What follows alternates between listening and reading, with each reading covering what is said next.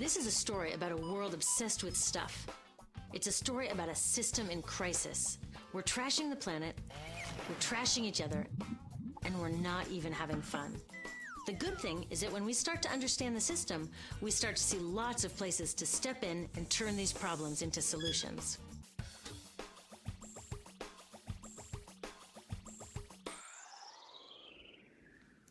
Can I tell you, I love my Pantene Pro V.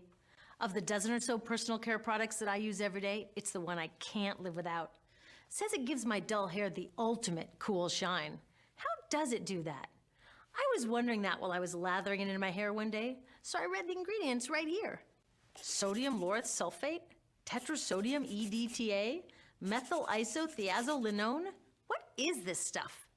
I took this list to some scientists who know how to read it. Turns out my Pantene contains a chemical linked to cancer. And lots of other products in my bathroom, from sunscreen to lipstick and even baby shampoo, also contain chemicals linked to cancer or other problems like learning disabilities, asthma, and even damaged sperm. Like most parents, I try to keep my family safe. But now I find out my bathroom is a minefield of toxins? What are we supposed to do? To find out the answers, we have to go back to one of the key features of our materials economy: toxics in, toxics out. If, at the factory, you pour toxic chemicals into a product, like baby shampoo, you're gonna wind up with toxic baby shampoo, and toxics in workers, communities, and, babies. So let's take a closer look at this toxic outrage where it seeps into our lives every day, in the bathroom. The average woman in the US uses about 12 personal care products daily. The average man about 6. Each product containing a dozen or more chemicals. Less than 20% of chemicals in cosmetics have been assessed for safety by the industry's safety panel, so we just don't know what they do to us when we use them. Would you fly in an airline that only inspects 20% of its planes? Of course, not all of these chemicals are dangerous, but we know that many are. Some are carcinogens. That means that they can cause cancer. Others are neurotoxins and reproductive toxins, proven to mess up brain development and reproduction in animals. Wait a minute, we're animals too. It's like a giant experiment. We're using all these mystery chemicals and just waiting to see what happens. One thing we do know is that they're getting inside us. I had my body's toxicity levels tested, and I'm loaded with things like mercury, flame retardants, triclosan, and lead. We all are. Even babies are being born pre-polluted. Now, I know we can't live in a lead-free world, but do we have to put lead in our lipstick? I don't know. Maybe it's my fault. Maybe I just bought the wrong thing. At the store, the choices seem endless. I can get lipstick in 49 shades, or shampoo for hair that's too dry, oily, fine, limp, or frizzy. But what about the choices that really matter? Like the choice to buy products that are safe? It turns out the important decisions don't happen when I choose to take a product off the shelf. They happen when companies and governments decide what products should go on the shelves. So who are these companies? This is Procter & Gamble. They're the ones offering me Herbal Essences, the #2 shampoo in the country. It contains toxic petrochemicals made from oil. Since when is oil an herb? On cosmetics labels, words like herbal, natural, even organic have no legal definition. That means that anybody can put anything in a bottle and call it natural, and they do. I mean, can you imagine a top seller called Petro Essences? Gross. What's even nastier are hair relaxers marketed to 5-year-olds and skin whitening creams. These are super toxic, both in their ingredients and in the message they send about what beauty is. Ooh, here's Estee Lauder offering me a chance to help find a cure for breast cancer. That's nice. But wait, they're also using chemicals linked to cancer. Don't you think the best way for Estee Lauder to fight cancer is to stop using those chemicals in the first place?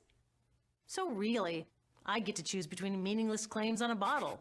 But these guys get the real choice about what goes into those bottles. And that happens back here, at the factories where they're formulated. Why do the makers of these products use all these toxics? Are they trying to poison us? No, they're just working from a 1950s mindset when people were totally swept up in better living through chemistry. In all that excitement, they forgot to worry about human health impacts. That was years ago, and they are still using these same old toxic chemicals.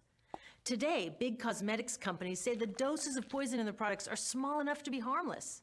Yeah, maybe if you use them once a year. I guess they never get out and see that their products are being used and combined with other products every day.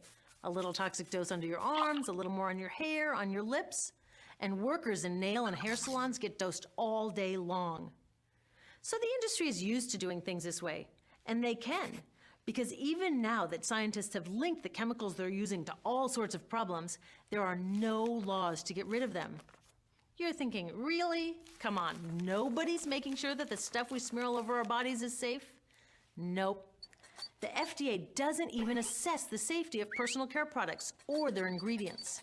Since 1938, they've banned just 8 out of over 12,000 ingredients used in cosmetics.